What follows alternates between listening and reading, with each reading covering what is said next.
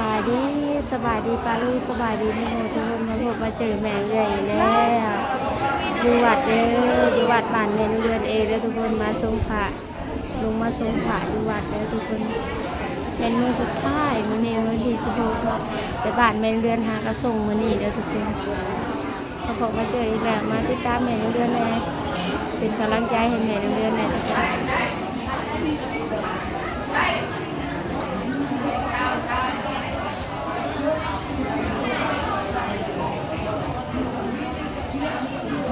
สงขลาเป็นกำลังสงขลาในตอนนี้ดูบรรยากาศน้ำกันได้ทุกคน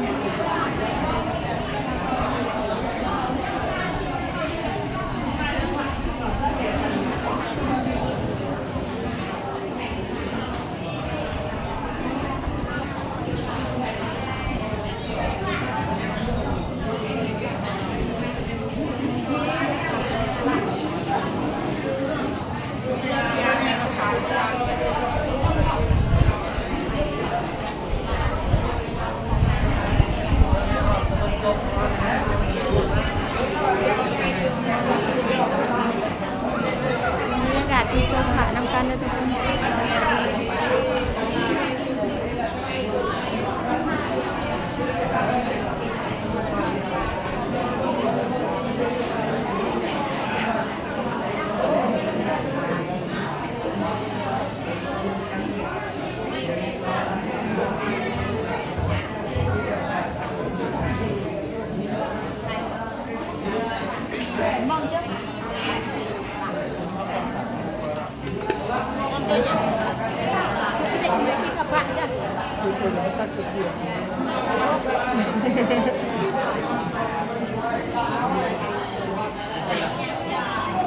จุบห้าเปิดที่เป็นเด็กห้ามนะ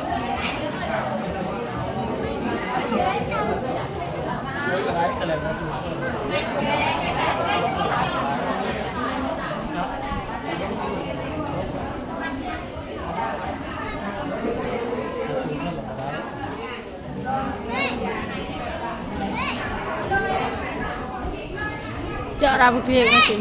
ละ